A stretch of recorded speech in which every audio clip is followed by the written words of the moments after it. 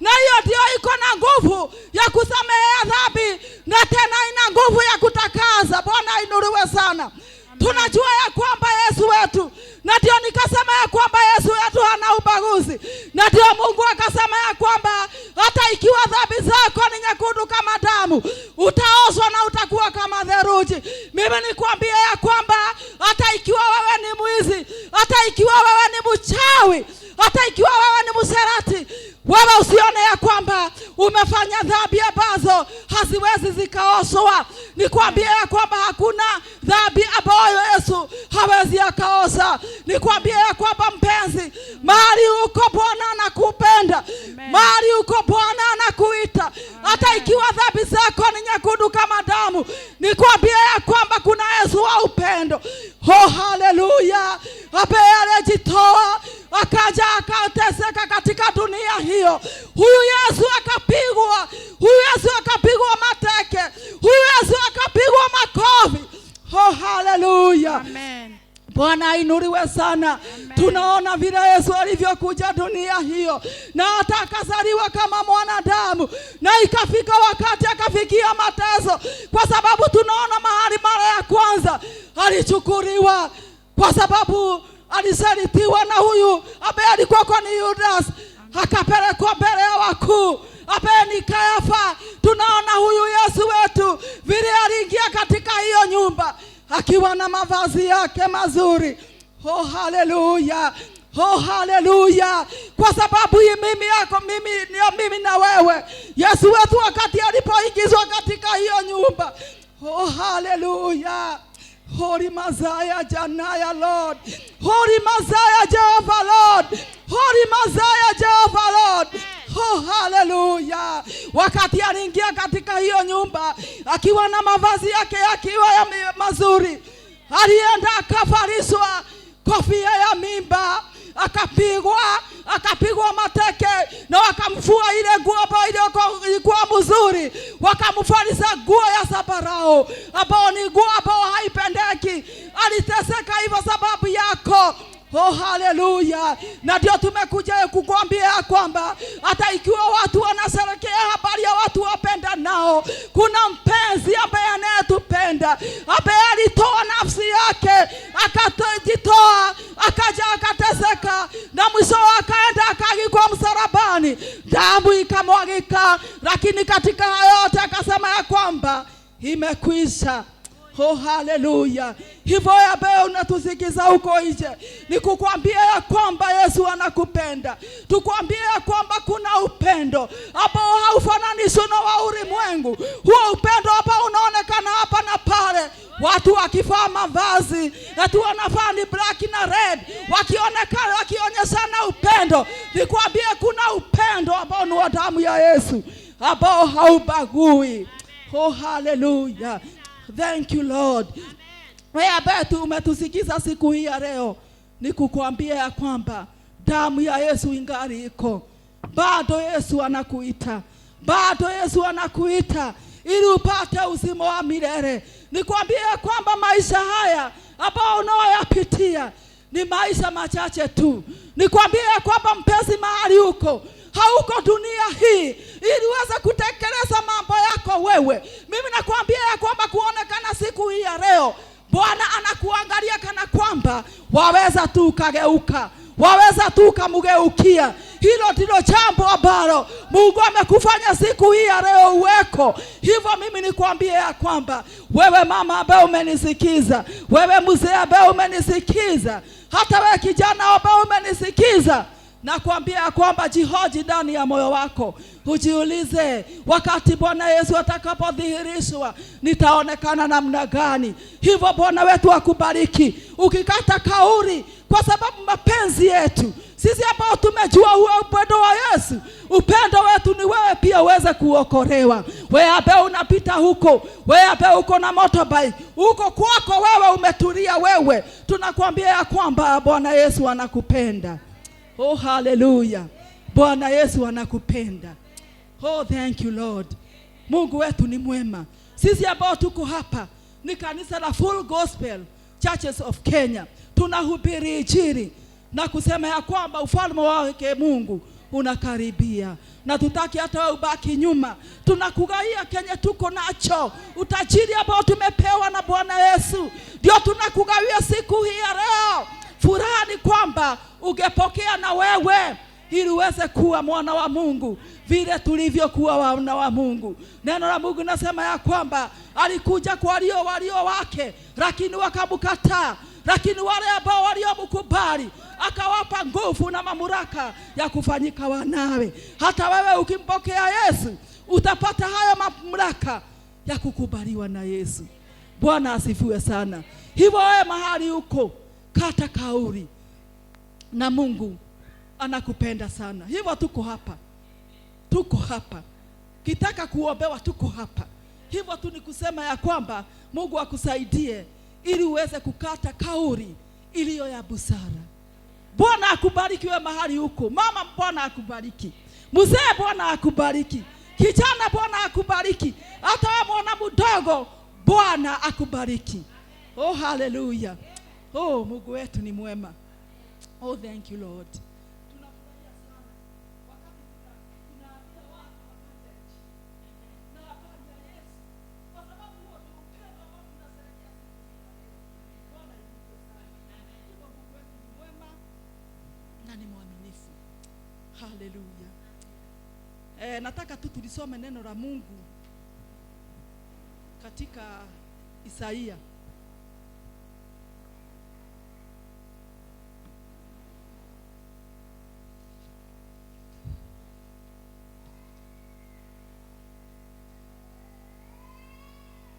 Katika Isaia 40 tuanzie hapo 27. Isaia 40 tuanzie hapo 27. Neno lake Mungu nasema ya kwamba, Bona unasema Yakobo, Bona unanena Israeli, njia yangu imefichwa, Bwana asione, na hukumu yangu imempita Mungu wangu asiangalie. Hilo ni swali. Nirudie. Bona unasema Yakobo, Bona unanena Israeli, njia yangu imefichwa, Bwana asione, na hukumu yangu imempita Mungu wangu asiangalie. Je, wewe hukujua?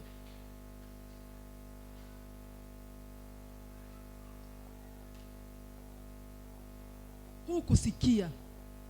Yeye Mungu wa milele, Bwana muumba miisho ya dunia, hazimii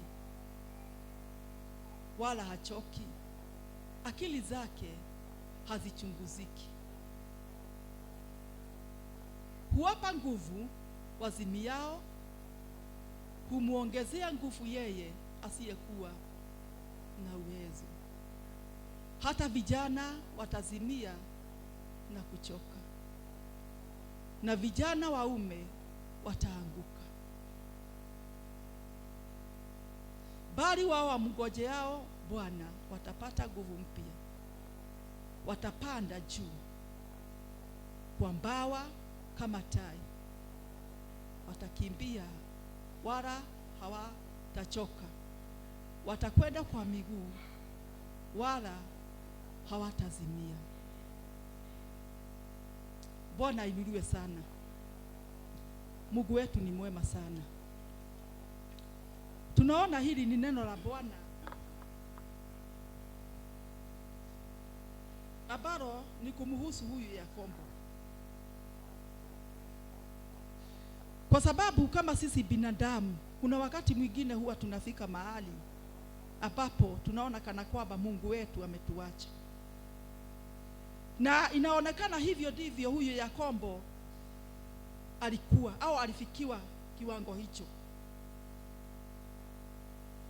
Lakini kwa sababu Mungu anampenda, ndio akakuja akanena na yeye,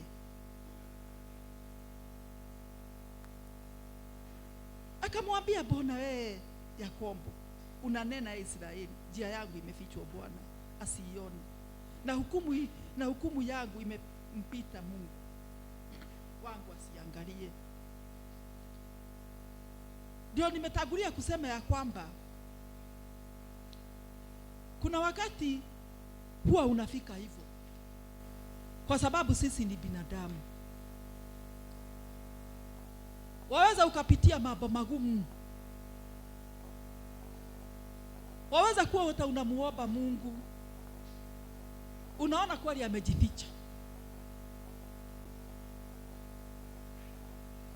hakusikii. Hata anasema ya kwamba hata hukumu zake haziangaliwi na Mungu. Lakini kwa sababu Mungu ni Mungu wa upendo, Mungu wa upendo, kama vile nilitangulia, Mungu ambaye anayejali wale ambaye ameita. Kwa sababu tunaona ya kwamba huyu Yakobo ni mpenzi wa Mungu, Mungu anampenda. Hata ikawaje alikuwa anapendwa na Mungu, kuna yale ambao aliyoyapitia na akawa na maswali ndani yake, lakini naye Mungu akamsikia. Bwana inuliwe sana. Tunaona hapo 28 nasema ya kwamba, je, wewe hukujua? Unajua sasa hiyo anauliza, je, wewe hukujua? Hukusikia? Naye ni maswali. Je, wewe hukujua? Hukusikia?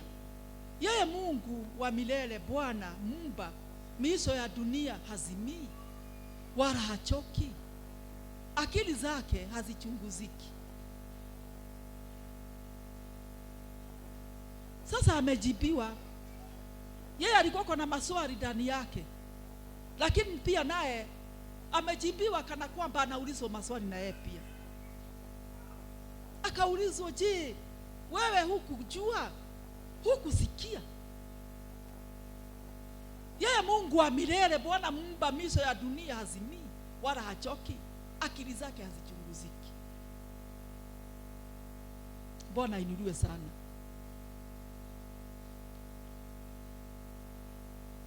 Kwa kweli huyu Mungu wetu ni mwema. Hivyo Yakobo akarudia, hata ikiwa hukujua, haukusikia.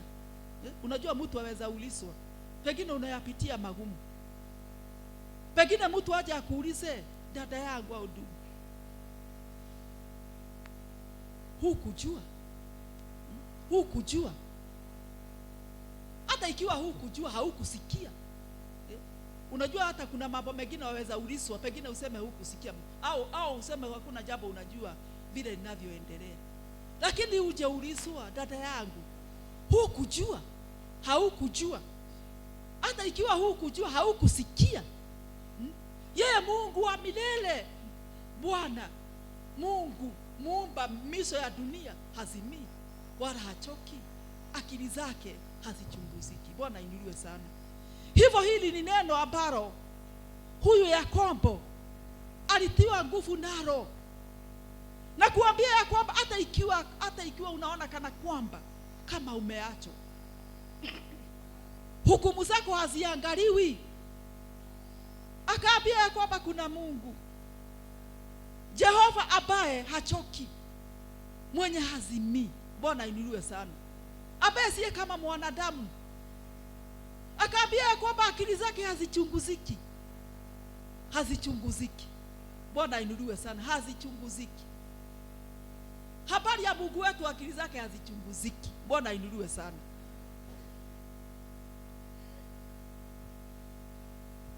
Wewe waweza ukadhania ya kwamba umekwisha, umefika mwisho, lakini akili za Mungu huwezi ukazichunguza ujue anawaza nini kukuhusu wewe.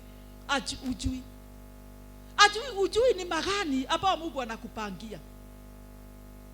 Na ndio neno la Mungu likasema ya kwamba akili zake hazichunguziki. Hivyo ndivyo Yakobo aliambiwa hivyo. Hata ikiwa anaonekana kama amefika mwisho, akatiwa nguvu na kuambia kwamba huyu Mungu wetu hakuna wakati anazimia, pia hata hachoki. Bwana inuliwe sana. Maybe huyu Yakobo alikuwa anaona kama Mungu amechoka kumlinda, Mungu amechoka labda amezimia, na unajua mtu kama amezimia hawezi kitu, mtu hajijui. Akaambia ya kwamba huyu Mungu wetu hazimi tena hata hachoki. Sasa akadhihirisha ya kwamba na kuambia ya kwamba hata ikiwa hiki kiwango umefika, unaona kana kwamba Mungu amekusahau, Mungu amekuacha. Sasa anatiwa nguvu na kuambia ya kwamba bado Mungu hajakuacha. Bwana inuliwe sana. Anaambia ya kwamba bado Mungu anakuangalia, bado anaangalia hukumu zako, kwa sababu huyu Mungu hajazimia bado, huyu Mungu hachoki. Hivyo sasa anatiwa nguvu, kwa sababu kuna kiwango kama vile nilisema ya kwamba mtu aweza fika mahali. Kuna wakati unajua naye mazawisi ya Shetani ndio inakuwaga mingi sana. Mazawisi ya Shetani mingi. Wakati umepitia jambo, mazawisi ya Shetani ndio mingi sana sana. Shetani atakwambia labda Mungu hayuko. Unajua ni hivyo. Ni kama kusikia tunasikia. Ni kama huyu Mungu kama hayuko, ni kama hayuko. Mazawisi ya Shetani. Huyu Mungu ni kama aliniacha. Mazawisi ya Shetani. Ni kama huyu Mungu amesema sasa niishe. Mazawisi ya Shetani inakuwaga mengi. Sijui hata unafahamu hivyo. Inafika wakati huko mmoja mazawisi ya Shetani ni kushindwa, utakufa. Hata nakwambia utakufa. Hata nakuonyesha mpaka mahali utazikwa. Shetani anakuonyesha vile mambo yako yataenda baya. Mazawisi ya Shetani ni mengi. Na ndio inafika mahali kama huyu Yakobo, ndio sababu ikafika mahali akasema hata nimeachwa. Alisema nimeachwa. Hukumu zangu haziangaliwi, mimi nimeachwa. Mungu hanioni. Ikafika hapo. Lakini Jehova sababu ya upendo akaja, akamwajibia, wewe hukujua, hukusikia. Hata ikiwa hukujua, hukusikia. Yeye Mungu wa milele, Bwana mba miso ya dunia, hazimii wala hachoki, akili zake hazichunguziki. Akaja akatiwa nguvu. Bwana inuliwe sana. Akatiwa nguvu. Hata ikiwa alikuwa na masaka ndani yake, akainuliwa tena. Akasema kumbe huyu Mungu haya, kumbe hachoki. Mimi nilikuwa nasema ya kwamba amechoka. Kumbe hazimii. Mimi nilikuwa nafikiria amezimia, vile nimeteseka hivi nilikuwa nafikiria amezimia. Kumbe hata hajachokeswa na mimi. Sasa hilo neno linamuamusha. Kumbe Mungu hujanisahau. Kumbe akili zako hazichunguziki, labda unaniwazia mema hivyo. Unaniwazia mema. Sasa huyu mtu anaamusha mahali alikuwa kwa chini. Mawazo yake yakabadilishwa yakawa tena mapya. Bwana inuliwe sana. Na akajua ya kwamba kumbe Mungu bado wako na nguvu zake. Kumbe Mungu bado hajazimia. Kumbe Jehova bado hajachokeswa na mimi. Anaamuka, anasonga mbele. Bwana inuliwe sana. Hivyo hilo ni neno ambalo hata nasi huwa linatutia nguvu, wapenzi. Wakati tunasikia ya kwamba tumefika mwisho, wakati tunapoenda katika neno, kwa sababu tunajua ya kwamba neno ndio nguvu zetu. Bwana inuliwe sana. Neno ni nguvu. Ikiwa hamjui, neno ni nguvu. Neno linafanya mtu mahali ameketi chini, unaamuka, unasimama. Bwana inuliwe sana. Wakati unaposikia hilo neno unasimama, au hata wakati unapolisoma hilo neno unasimama na unasema mimi sikufii hapa. Unasimama na unasonga mbele. Bwana inuliwe sana. Neno ambalo ni uzima, neno ambalo liko na pumzi ya Mungu, ukilisikia tu au kulisoma linakuamusha mahali huko, na unasema ya kwamba mimi sifi. Haya mambo hainiangamizi. Ushuhuda ambao Shetani ananiletea kwamba hata kazi yangu itaisha, haiishi. Unaamushwa tena na neno la Mungu ambalo ni mkati wa uzima, linakuamusha. Hivyo hilo neno ndio lilimjia huyu Yakobo ambaye ni Israeli. Neno la Mungu likamuamusha. Hata nasi ndio nimesema ya kwamba neno la Mungu ndilo limetufikisha mahali tuko. Neno la Mungu ndio linatubemba. Bwana inuliwe sana. Ikiwa wewe husomi Biblia au neno la Mungu, unakosa mambo au unakosa dawa ndani yako, unakosa dawa ya kukubemba. Bwana inuliwe sana. Unakosa nguvu za kukubemba ikiwa wewe husomi neno la Mungu, kwa sababu neno la Mungu linatia mtu uhai. Mwenye aliyekuwa anakufa, neno la Mungu linamfufua. Bwana inuliwe sana. Hata katika safari ya mbinguni hii ambayo tunaoienda, mwenye alikuwa anakufa, anaangamia, linambeba. Bwana inuliwe sana. Linamsaidia mahali yako, linamsaidia, linambeba. Bwana inuliwe sana. Kwa sababu tunaona hata habari ya Elia. Huyu Elia ambaye ni nabii, wakati aliangamiza mabali au miungu ya Jezebeli ambayo ilikuwa kwa ni 450, wakati alipoiangamiza, wakati alipoongea na akaambia Waisraeli, sita mpaka lini? Mtakuwa naniabiri mpaka lini? Leo hii ndio tutaona ikiwa ni Mungu tumwabudu, ikiwa ni miungu tutaiabudu. Na leo ndio tutaenda kuona. Wakachukua hatua, wakaenda kufanya dhabihu, dhabihu ikafanyiwa. Elia akawaambia hawa watu, mtoe ng'ombe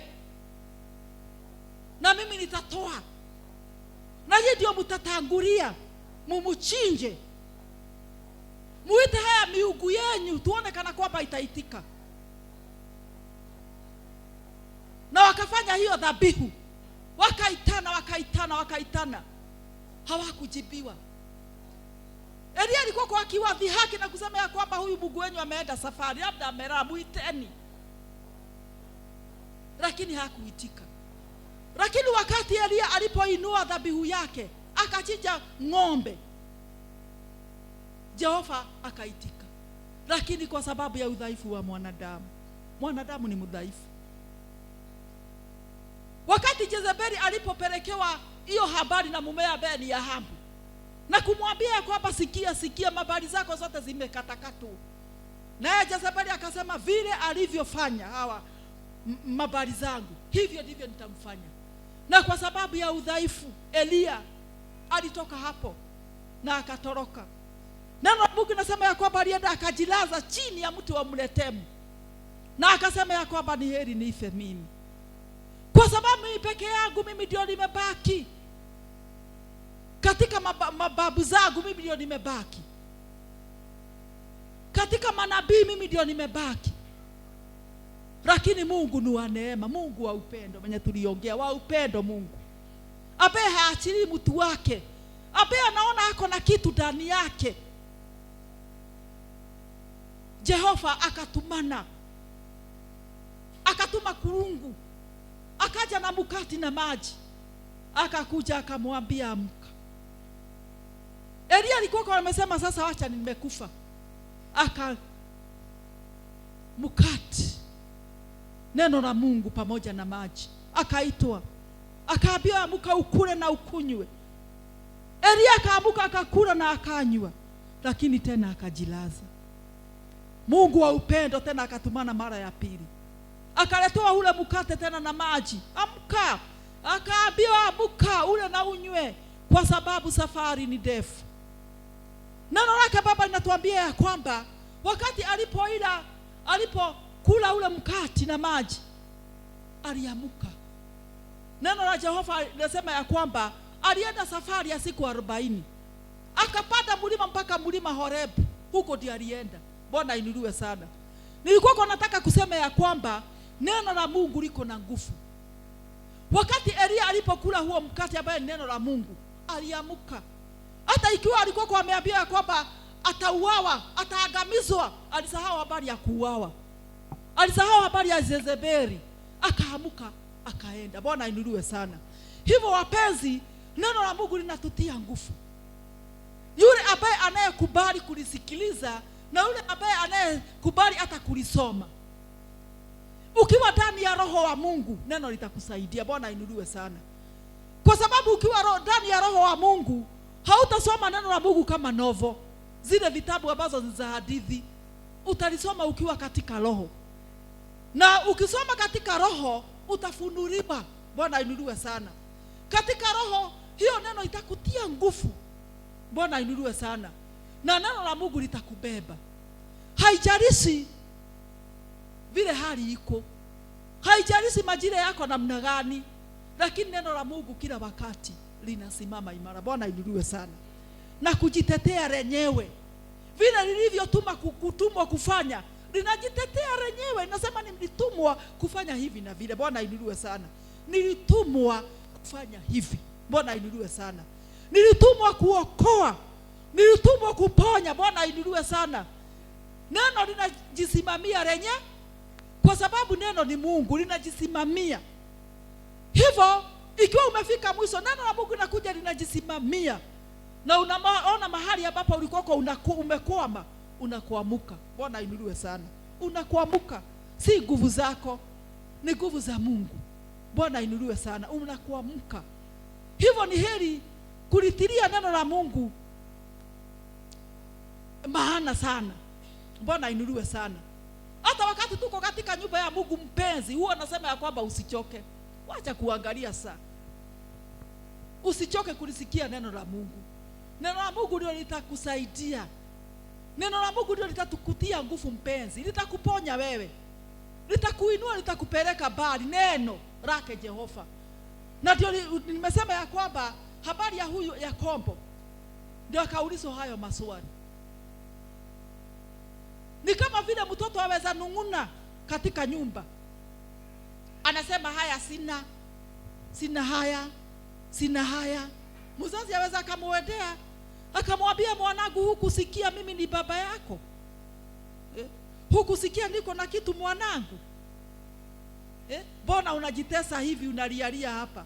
Haukusikia wala haukujua. Hivyo unakaa hapa unabahatisha, ujui mimi ni baba yako. Haukusikia. Huyu mwana akiambiwa hivyo, si anajitia nguvu? Anajitia nguvu, akijua ya kwamba kuna yule ambaye anayenishughulikia. Bwana asifiwe sana. Hivyo wapenzi, ni heri sana kutilia neno la Mungu maanani ndani ya moyo wako, kwa sababu neno litakusaidia. Hivyo hapo 29 inasema ya kwamba huwapa nguvu wazimiao.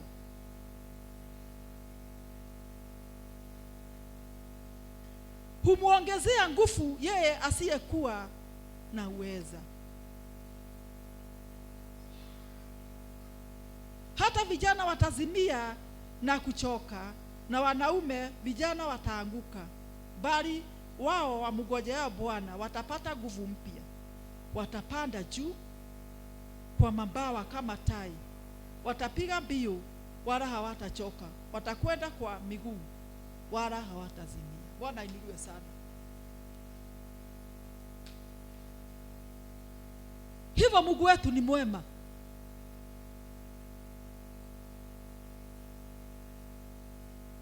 Kwa sababu neno la Mungu linasema ya kwamba huwapa nguvu wasio na nguvu,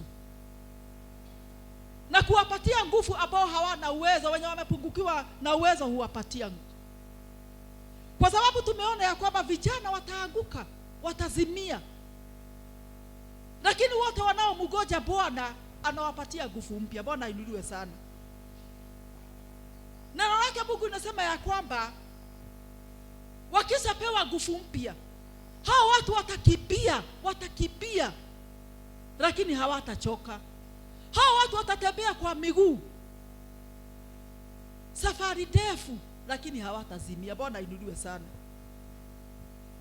Hivyo mpenzi, ukiwa na nguvu ya Mungu, ukiwa tuna nguvu ya Mungu, ukiwa tuna uwezo wa Mungu mpenzi, mambo ambayo unayoendea wewe, mambo ambayo unayoendea, hata ikiwa ni mambo magumu unayoendea, ambayo inachukua safari ndefu, hautazimia. Bwana inuliwe sana. Hautachoka. Hata ikiwa unaendea mambo magumu, labda kuna mambo ambayo unaenda ukiyaombea, inachukua safari ndefu sana, ndefu. Ukiwa na nguvu za Mungu hautachoka, utaendelea mbele. ukisema ya kwamba Mungu nisaidie nifike katika hatima yangu, Bwana ainuliwe sana, nifike hatima yangu, hata ikiwa ninapitia haya, nifike katika hatima yangu, Bwana ainuliwe sana. Hata ikiwa unaenda kwa miguu safari ndefu, ukiwa na nguvu za Mungu, hakuna wakati utaokotwa katika hiyo safari ati ulizimia. Hautaokotwa jiani, hautaanguka jiani kusemekana fulani aliaguswa. Yale mambo ambayo anapitia ili muagusa, yale mambo ambayo anapitia ilifanya azimie, kwa sababu uko na nguvu. Bwana inuliwe sana. Hivyo wapenzi, watu wa Mungu wenye wako na nguvu wanaenda safari ndefu. Kuna mambo ambayo wanayoiendea. Watu wanaendea mambo magumu mazito, safari inakuwa ndefu. Mtu anauliza hii safari itaisha lini? Hili jambo litafika mwisho lini? Haya machozi ambayo ninalia yatafika mwisho lini? Safari hiyo ni safari wapenzi, ni safari ambao unaokimbilia, ni safari unakimbilia, ni safari ambao unaoiendea miguu kwa jasho. Lakini neno la Mungu linasema ya kwamba ukiwa na nguvu za Mungu, hakuna wakati utazimia. Hautazimia, hautaanguka, kwa sababu uko na hizo nguvu. Lakini wale vijana, neno la Mungu linasema ya kwamba vijana watazimia. Hata vijana wanaume wataanguka jiani, wenye hawana nguvu wataanguka. Wako na nguvu ile ya ujana, ni nguvu za ujana, nguvu za umwili huu, lakini bila nguvu za Mungu, neno la Mungu linatuonyesha ya kwamba wataanguka jiani na watazimia. Lakini neno la Mungu limesema ya kwamba wote wanaomngoja Mungu atawafanyia upya. Bwana inuliwe sana. Atafanya nguvu zao upya. Hivyo wakati wote mtu anaendea ile jambo anaoiendea, anaenda mawazo yake akimngoja Mungu. Bwana inuliwe sana. Na kusema ya kwamba vile ninavyoenda, Baba bado nakungoja. Bwana inuliwe sana. Kukipambazuka unakuta hiyo jambo bado haijatimia, unaambia bado Baba ninakungoja. Bwana inuliwe sana. Kukipambazuka siku baada ya siku, bado Baba nakungoja. Bwana inuliwe sana. Na ndio neno la Mungu unasema ya kwamba wote wanaomngojea Bwana anawafanyia upya. Bwana inuliwe sana. Watapaa juu kama tai, lakini hawatachoka. Bwana inuliwe sana. Hivyo wapenzi, inahitajika tuwe na hizo nguvu za Mungu, kwa sababu ikiwa hauna nguvu mpenzi, utachoka kwa lile jambo ambalo unaloliendea. Utachoka wewe, utazimia bila nguvu za Mungu. Hivyo inahitajika tuwe na nguvu za kibingu, sio za mwili na damu. Vijana wakaambia ya kwamba wataanguka na watazimia. Hata ikiuko wanasikia wakiwa unajua vijana wakienda wanasikia wakiwa na joto sana, joto. Hata ukiwaona, hata hawa wenye tuko nao hapa, si mnasikia mkiwa na joto ya mwili? Ukienda hivi, nguvu zimejaa. Lakini wakaambia ya kwamba wenye hawana nguvu hizo za kibingu, ni nguvu za mwili, wataanguka na watazimia. Lakini wenye wako na nguvu za kibingu, hakuna wakati watazimia. Hakuna wakati watakutwa ati sijui fulani alianguka. Fulani atasema na fulani kuna yale anapitia, lakini bado tunaona tu amesimama. Tunaona bado tu ako na furaha. Na huyu mtu sijui anakuwa na, unajua watu wa Mungu ni hivyo wanaambiao wenye wako na nguvu. Na huyu mtu kwani ni aina gani? Kwani huyu mtu sio kama wengine? Tunaona tu anameremeta, tunaona tu akiwa na furaha, kwa sababu uko na nguvu za Mungu. Lakini wenye hawana nguvu hawajui Mungu. Tunasikia fulani hata wako huko, sijui ako namna gani, sijui aje, sababu hana nguvu. Hivyo watu wa Mungu na wale hawajui Mungu kuna tofauti. Bwana inuliwe sana. Hivyo wapenzi, ni heri tuwe na nguvu kutoka mbingu. Nguvu. Na hizo nguvu ambazo umesikia neno la Mungu linasema ya kwamba zitakuwa zikifanywa upya. Hizo nguvu ndio tunataka. Nguvu za Roho Mtakatifu. Bwana inuliwe sana. Ni nguvu za Roho. Roho wa Mungu, nguvu za Roho. Roho wa Mungu, kwa sababu tunaona neno la Mungu katika Acts, Matendo ya Mitume 1, kuanzia hapo utaona neno la Mungu vile linasema habari ya wanafunzi. Wakati Yesu alipopaa mbinguni, aliwaambia ya kwamba wakae mahali pamoja huko Yerusalemu katika orofani, ya kwamba watatumiwa Roho wa Mungu. Walikaa pamoja huko katika umoja. Roho wa Mungu aliwasukia, na neno la Mungu linasema ya kwamba wakati Roho wa Mungu aliwasukia, wakapokea nguvu. Bwana inuliwe sana. Wakati Roho aliwasukia, wakapokea nguvu. Hivyo wakupokea nguvu kama hawajamwagiwa Roho. Hivyo ni Roho ilimwagwa, wakapokea nguvu. Hivyo mimi nikwambia ya kwamba wewe ambaye uko hapa na umeokoka, inahitajika huyo Roho wa Mungu akusukie upate nguvu. Bwana inuliwe sana. Sababu bila hiyo Roho wa Mungu hakuna nguvu. Hivyo ni nguvu zinatokana na Roho wa Mungu. Bwana inuliwe sana.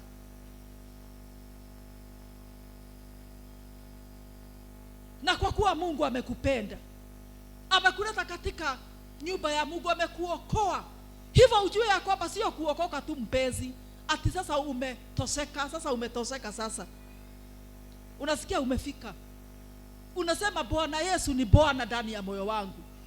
Hivyo kuna mengine, kuna karama za Mungu, na moja yake ni Roho Mtakatifu ambaye akikusukia utapata nguvu mpya. Bwana inuliwe sana. Nikwambia mpenzi, bila hizo nguvu, bila shaka yale mambo ambayo unayoyapitia utazimia, utaanguka. Bila hizo nguvu na utaanguka. Lakini ikiwa hutaki uanguke wala uzimie, tamani hizo nguvu za Roho Mtakatifu. Bwana inuliwe sana. Na Mungu anasema ya kwamba yeye hana upendeleo. Neno la Mungu linasema katika hiyo mitume ya kwamba hiyo ni ahadi yetu pamoja na uzao wetu, vizazi baada ya vizazi. Hiyo ni ahadi. Hivyo mimi nikutie changamoto siku ya leo, ikiwa wewe umeokoka na unasikia ya kwamba umeridhika, nikwambie kuna kitu kingine. Bwana inuliwe sana. Kuna jambo lingine. Na hilo jambo ambalo ni habari ya Roho Mtakatifu, wewe ndio utazingatia wewe mwenyewe. Wewe ndio utajua kama unahitaji au hutaki. Kwa sababu habari ya Roho Mtakatifu ni mtu mwenyewe unataka aje, sio kusukumiwa. Ukimhitaji tu utapata. Na mimi huwa nasema habari ya ujazo wa Roho Mtakatifu, wapenzi, sio jambo rahisi. Ni kujitoa.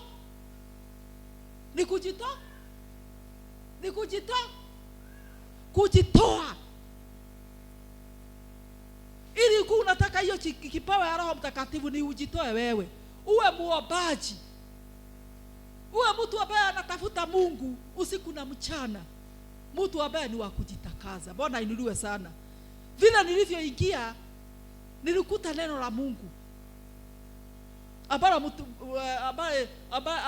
ndugu wetu alikuwa anahubiri hapa, na nikakuja tu nikaona kana kwamba alikuwa anasoma katika Zekaria 3.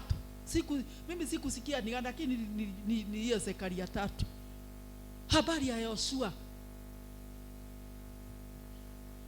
ambaye anaonekana alikuwa amevaa mavazi machafu, lakini malaika huyu Shetani alikuwa kwa sayote anamdhihaki sababu alikuwa na mavazi machafu, na Shetani alikuwa hapo katika mkono wa kuume. Lakini Mungu akasema na huyu Shetani akakemewa. Na malaika akaagizwa ya kwamba mvue hiyo vazi na umvalishe lingine ambalo ni safi. Hivyo hata habari ya Roho Mtakatifu anataka usafi wa nguo ya wokovu. Ikiwa uko mchafu, nikwambie ya kwamba Roho wa Mungu hataingia kwako. Hana nafasi anaitwa Roho Mtakatifu. Hivyo ni habari ya kujitakaza na kupiga hatua kuomba huyo Roho. Hivyo mimi nikwambie ya kwamba sababu sisi hii kanisa ni ya Kipentecost, ni ya Roho. Si hata wewe ujipatie hiyo. Bwana inuliwe sasa. Si hata wewe uombe hiyo. Sababu hiyo inakuaga hapa, si uombe. sababu imekubaliwa hapa, si uombe, na mwenye anapeana ni Mungu, mwenye hana upendeleo. Bwana inuliwe sana. Hivyo ukiomba huyo Roho akusukie, utapata nguvu. Bwana inuliwe sana. Nguvu utazipata, na yale ambayo unayoyapitia haitakushinda. Utaenda ukikanyaga juu. Bwana inuliwe sana. Utaenda juu yake. Bwana inuliwe. Ni juu yake tu utaenda ukikanyanga, na utaenda safari ndefu, hautasimia wala hautachoka. Bwana inuliwe sana. Hivyo mbasi, siku hii ya leo ni kwamba Mungu anatupenda, na leo hii hata ikiwa kwa unajiuliza maswali kama Yakobo, nikuulize, hukusikia, haukujua? Mungu mumba wa miso ya dunia hazimii, hachoki, akili zake hazichunguziki. Hiyo ndio kitu na mimi mtumishi wa Mungu ningekuuliza leo. Bwana inuliwe sana. Na nikwambie ya kwamba wote wanaomngoja anawapa nguvu mpya. Bwana inuliwe sana. Hivyo wapesi, tujitie nguvu na Mungu atusaidie, na tusidi kutetea wokovu ambao uliwekwa ndani yetu. Kwa sababu hata wakati walikuwa tulikuwa tunaiba ati shetani sijui roa Shetani, tunasema roa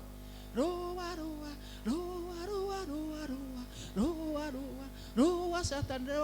Nikafikiria vile kitu tunashambulia Shetani kila wakati, tunamshambulia. Hebu nikuulize, unashambulia Shetani tena unaenda unafanya matendo yake, unamshambulia Shetani chini, lakini mahali watu hawakuoni ndio tena unatumiki. Hata ingekuwa ni mtu singekuwa nakupiga vibaya sana, ugachapo.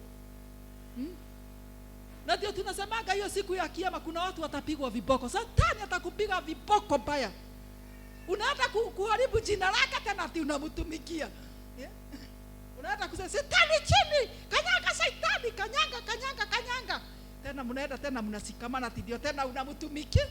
Wewe unaona hiyo picha namna gani kwa ukweli? Ati hapa ukikuja kwa sasa hiyo huko nje ya kanisa unafanya maneno yake, mambo yake. Ikiwa ni mauserati, kutukanana, nini, mauchawi, unamtumia tena hapa unamwambia kanyanga. Kanyanga Shetani hapa tena umukanyange. Hata ajifikirie sana wewe. Hata mimi nijifikirie kabisa. Unakanyaga mtu tena unaenda tena kumtumikia. Hivyo mukanyage kabisa mpaka huko nje, kanyanga yeye. Bwana inuliwe sana. Kanyaga yeye. Kiwa ni bila unaharibu jina lake kila wakati, unaharibu jina lake. Wacha tumuharibu kabisa, tuseme iliwaro, wacha tuharibu bila kuogopa. Unajua watu wengine hawaongei habari ya mtu wakati yako anatetemeka, nikiwaambia anasikia. Tuongee pole. Akisikia sitasaidiwa. Unaficha. Wacha huyo mtu akusikie venye unaharibu mambo yake, na tena unataka msaada kwake. Unaharibu ni murogi, mchawi, sijui ni tena unaenda kwake. Si atakupiga vibaya.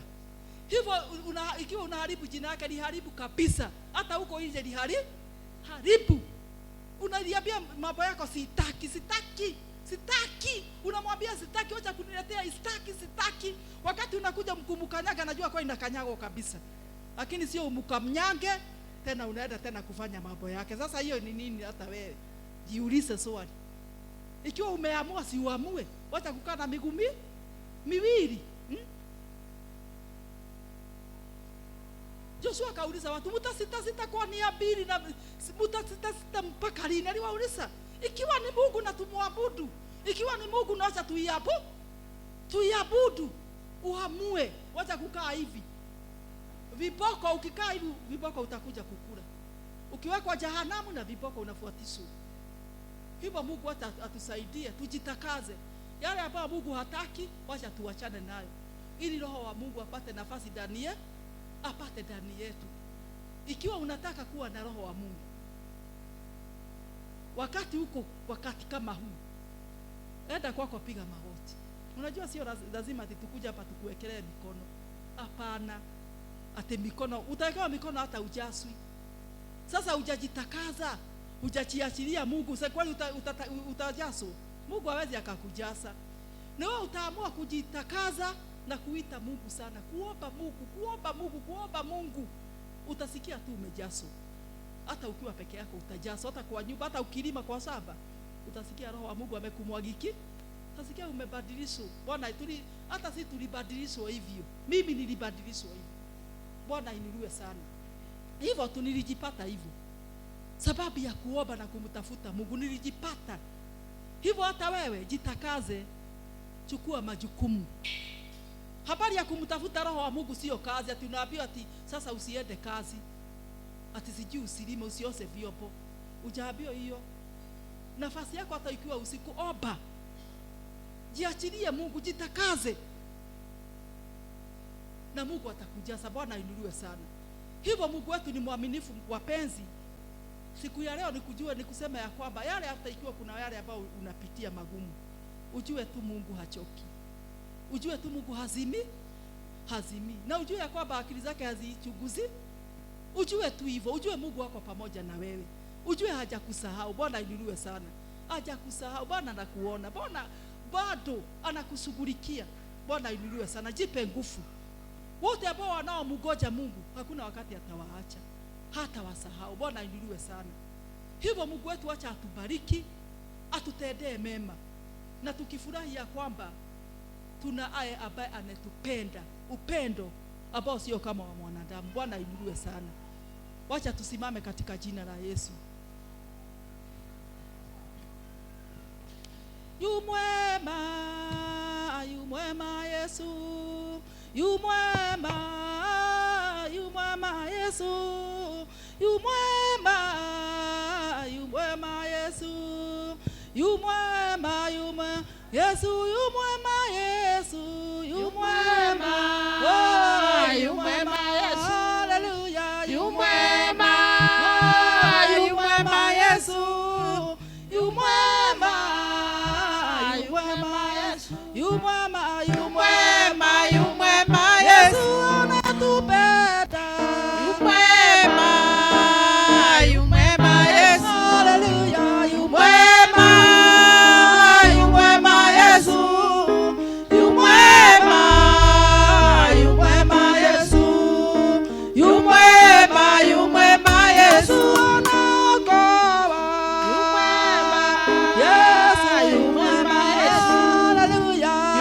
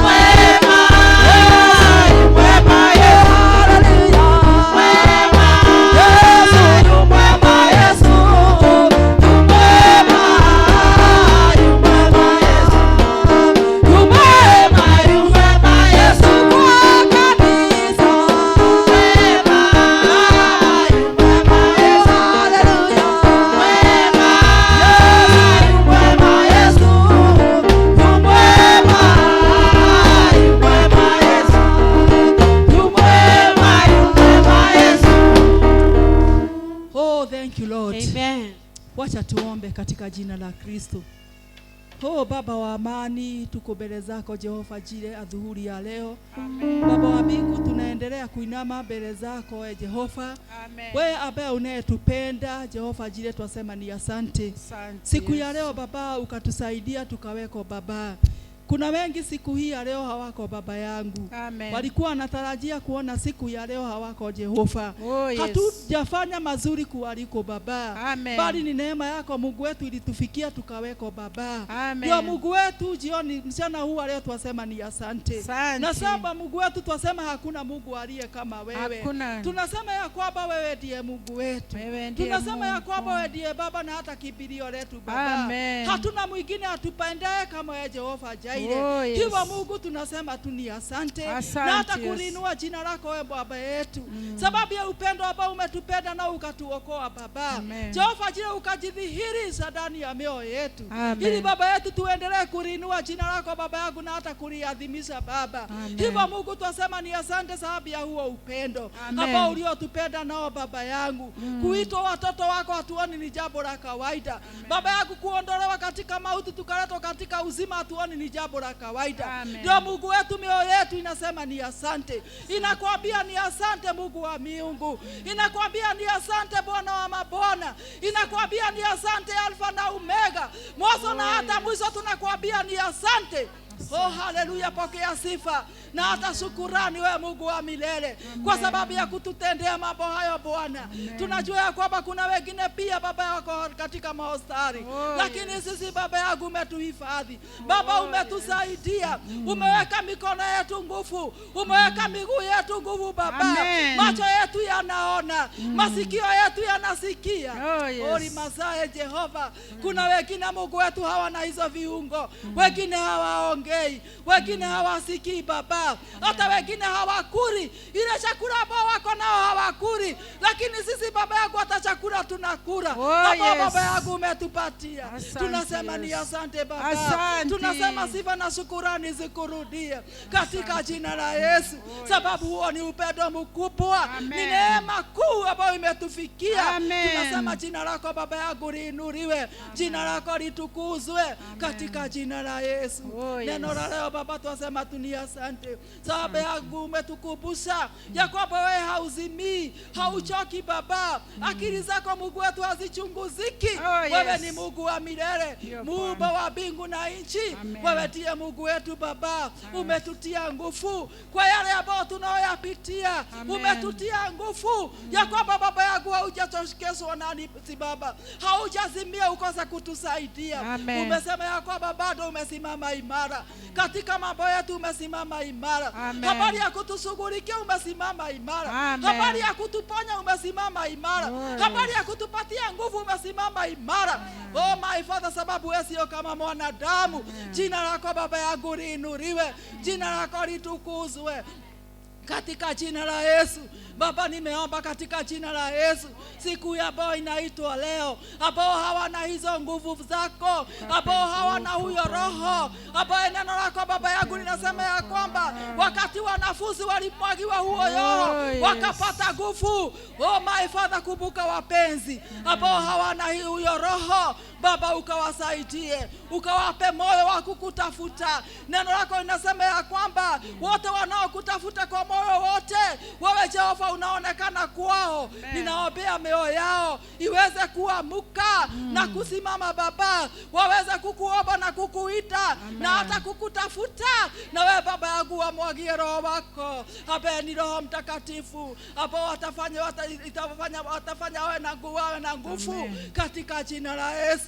Neno lako Baba limetuambia ya kwamba tukishapokea hizo nguvu, tukishapokea huo uweza Baba yangu tutakimbia safari ndefu, hatutaanguka. Tutatembea safari ndefu na miguu, hatutazimia Baba. Tutaenda juu kama tai, lakini hatutachoka kupitia hizo nguvu. Leo hii ni hizo nguvu Baba tunataka.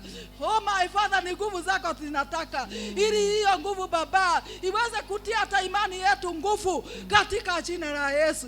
Asante mtakatifu wa takatifu, kwa sababu Baba yangu utatusaidia. Kwa sababu Baba yangu utatusaidia. Sababu sisi wote unatupenda sana Baba. Utatusaidia. kutusaidia, kwa sababu Mungu wetu wewe ni Mungu wa upendo. Katika jina la Yesu. Hivyo Mungu wetu nimewaombea hata wale Mungu wetu walisikia neno lako Baba, habari ya wokovu na upendo wa msalaba. Tunawaombea siku hii ya leo wamama wenye walisikia hilo neno, wazee ambao waliosikia hilo neno, wasichana na wavulana walisikia hilo neno Baba. Tunaombea neema yako iweze kuwasukia Baba. Baba, tunaomba Roho wako wafuate katika jina la Yesu, ili Baba yangu wakate kauli ambayo ni ya busara Baba, habari ya kukugeukia wewe Baba ambaye ni Mungu wa uzima. Hivyo Mungu wetu tunawaombea, kwa sababu tunaamini ya kwamba watu wako wenye wamesikia Baba wako wako na masikio Baba, tuomba neema yako iweze kuwasukia siku ambayo inaitwa leo,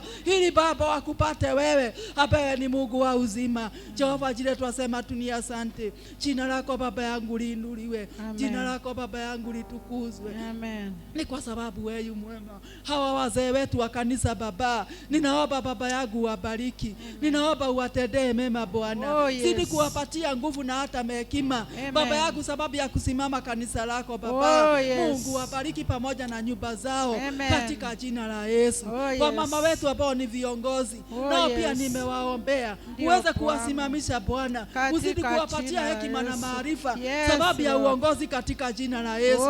Hata vijana wetu ambao ni viongozi ninawaombea hekima na maarifa Baba, ili waendelee kuongoza katika jina la Yesu. Na sisi wamama wote tukiwa kwa jumla Baba, naomba ukatubariki pia, ukatutie nguvu Baba yetu. Naomba baraka zako zikamiminike ndani ya miji yetu Bwana, ikamiminike kwa wazee wetu, ikamiminike hata kwa watoto wetu Bwana, katika jina la Yesu. Hivyo Baba, ninaomba sababu hata ya wazee wote, ninaomba sababu hata ya vijana wote, ili Mungu wetu uzidi kuwainua, uzidi kuwabariki katika jina la Yesu.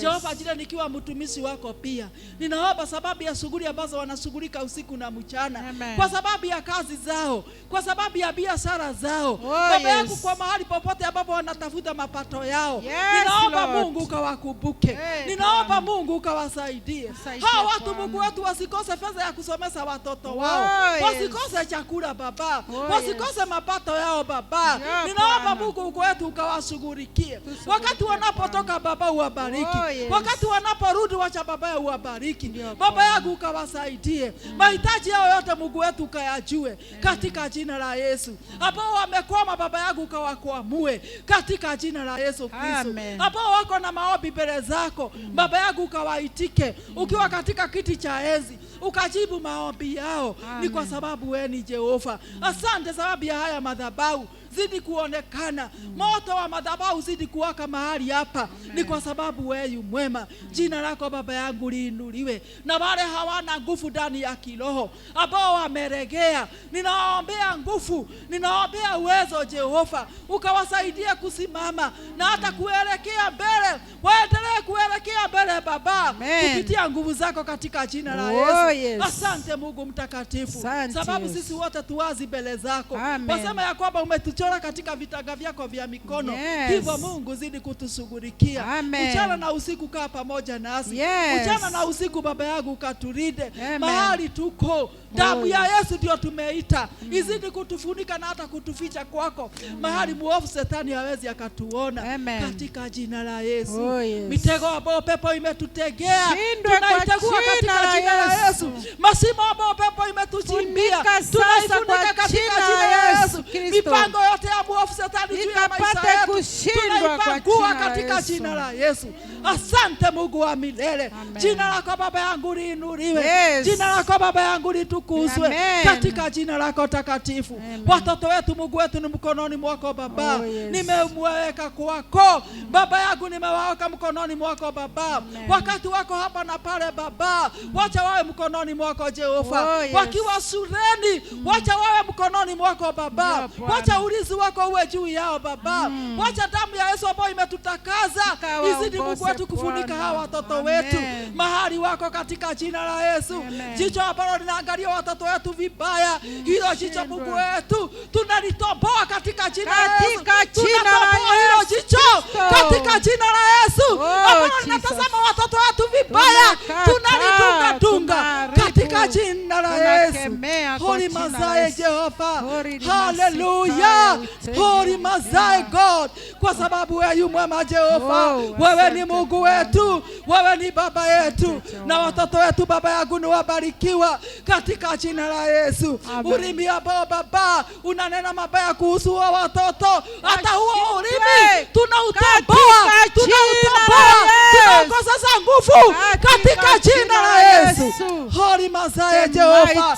Pia mawazo ambao watu wengine wanawazia watoto wengine mabaya, wenye wanawazia watoto wengine kuangamia, wengine hawataki watoto wengine wasome, hata haya mawazo tunaitomboa na kuikosesa nguvu katika jina la Yesu. Hallelujah. Oh, thank you. Watoto wetu wote tumewakusanya na kuwaweka mkononi mwako. Watoto wetu Mungu wetu tumewakusanya na kuwaweka chini ya damu ya Yesu. Holy Mazai Jehova. Tumewakusanya baba na kuwaweka chini ya miguu yako. Holy Mazai Jehova. Katika jina la Yesu tumewakusanya pamoja na kuwaweka mkononi mwako ambao uko na nguvu na hata uweza. Hapo ndio tumewaacha katika jina la Yesu. Wasije wakapatwa na mabaya, wasije wakapatwa na marana, wasije wakapatwa na mikosi katika jina la Yesu Kristo. Asante Mungu wa milele. Ninakushukuru sana baba. Ninakuinua Bwana kwa sababu neno lako ni la kweli. Katika Yohana 15:7 wasema tukikaa ndani yako na maneno yako yakae ndani yetu. Tuombe yote ambayo tunahitaji na tutapewa. Hivyo tunaamini ya kwamba utatendea watoto wetu hivyo kwa sababu ya utukufu wa jina lako. Wazee utawatendea hivyo kwa sababu ya utukufu wa jina lako. Wamama utawatendea hivyo kwa sababu ya utukufu wa jina lako. Vijana utawatendea hivyo kwa sababu ya utukufu wa jina lako. Kanisa lako utatitendea hivyo kwa sababu ya utukufu wa jina lako. Watumishi utawatendea hivyo kwa sababu ya utukufu wa jina lako. Asante mtakatifu wa takatifu. Tumerinua jina lako, tumelisifu tukiwa mbele zako kwa sababu wewe yu mwema. Tukiwa haya madhabahu Bwana, tunaombea wote wako katika mahospitali Jehova. Wewe baba yangu ameremewa huko Bwana, tunaomba mkono wako wa nguvu kawanyoshe Jehova. Neema yako baba yangu ikawafikie Baba. Huruma zako zikawafikie Baba. Matumaini yako ikawafikie Baba. Ukawaamuze Baba sababu ya nguvu zako.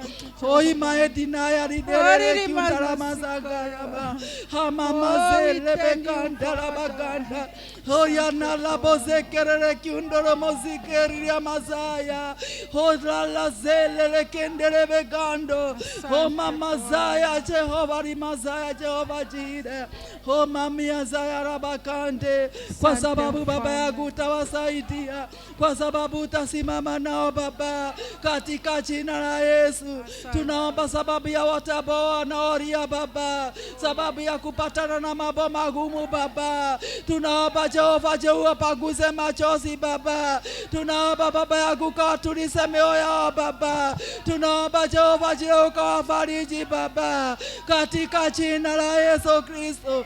Tunaomba Roho wako Mtakatifu Bwana akatembee kila mahali Baba, akiamusha wenye wako chini Jehova jire, akiponya wenye ni wagonjwa Baba, akiwapanguza machozi wenye wanaolia katika jina la Yesu.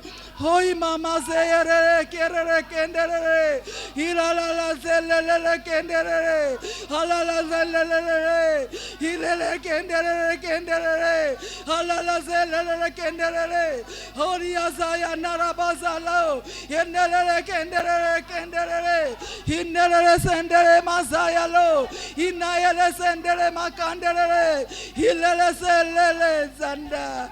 Oh mama zaya rira senda. Oh, thank you, my Baba Zaya. Hinala sendere bekanda. Oh, thank you, thank you. Oh, thank you, thank you.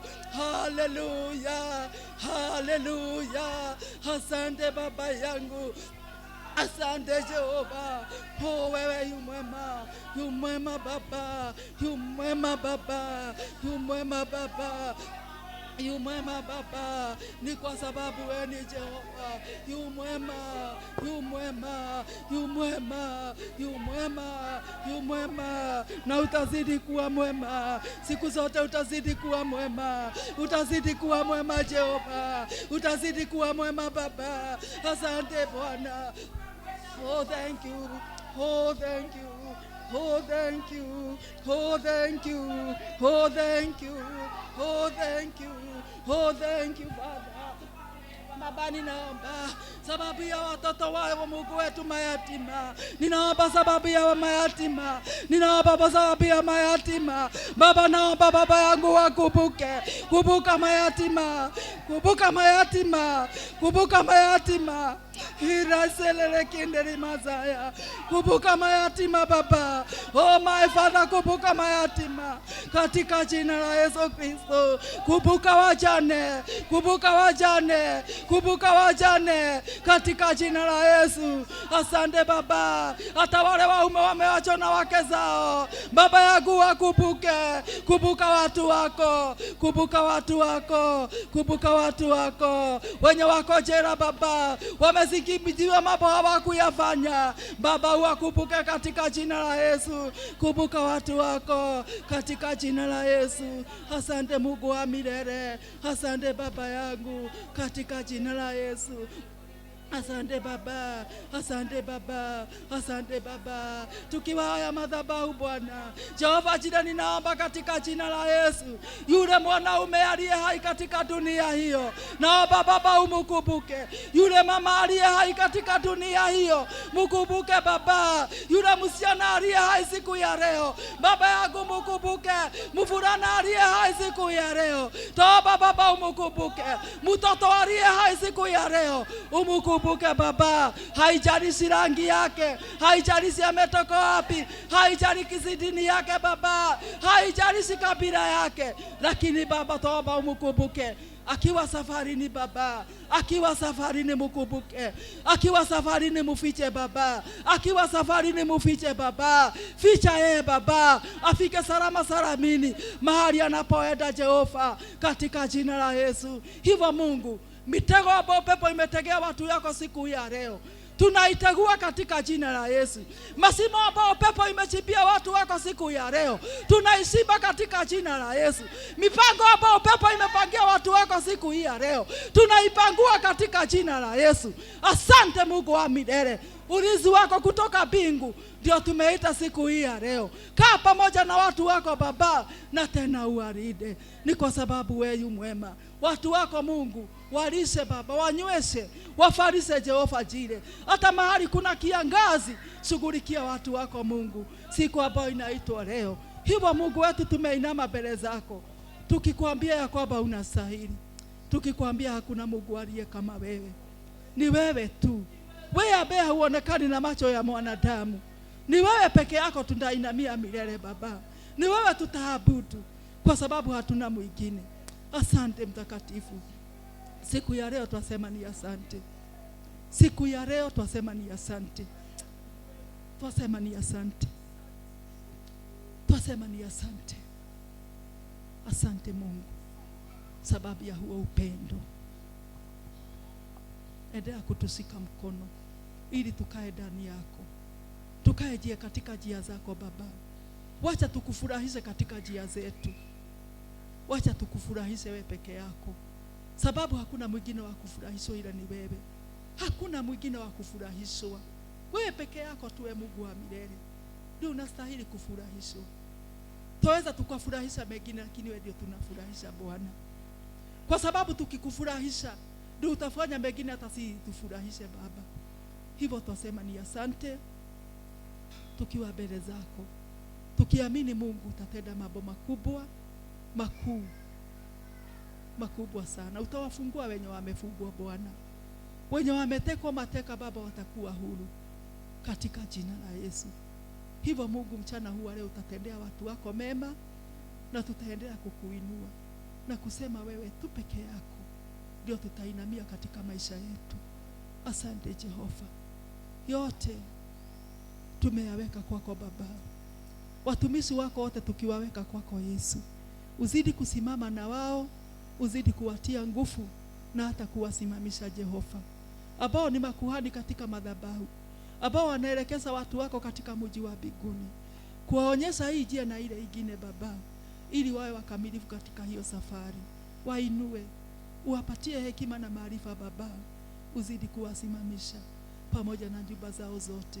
Si kusema katika haya madhabahu tu Baba, lakini ni dunia yote Baba, usimame nao Baba yangu. Asante Mtakatifu, kwa sababu wewe ni Baba yetu, ambao hatuwezi. Mungu ukatuwezeshe, ukatusaidie tu Bwana. Huwa tunakwambia katika mwili na damu hatutaweza, lakini kupitia Roho wako Mtakatifu tutaweza Bwana. Hivyo ukatuwezeshe tu kwa sababu ya utukufu wa jina lako. Asante Mungu wa amani, asante Baba yangu.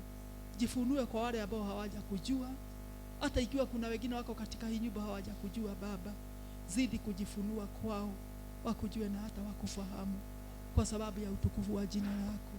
Yote Baba yangu tumeyaweka kwako, tukiomba ulinzi wako tukitoka hapa hii wiki yote, tukijiweka kwako Baba. Utusike mkono, tuangazie mbele zetu, mahali popote ambapo tutakuwa Baba. Twahitaji ukakae pamoja nasi, twahitaji ukatulinde Baba. Wewe peke yako Baba, wewe unaye utajiri wote, ndiye tunakuhitaji katika jina la Yesu. Yote tumeyaweka kwako Mungu Mtakatifu, tukijua ya kwamba Baba yetu umesikia. Katika jina la Kristo tumeomba na hata kuamini. Amen. Bwana awabariki sana, awabariki.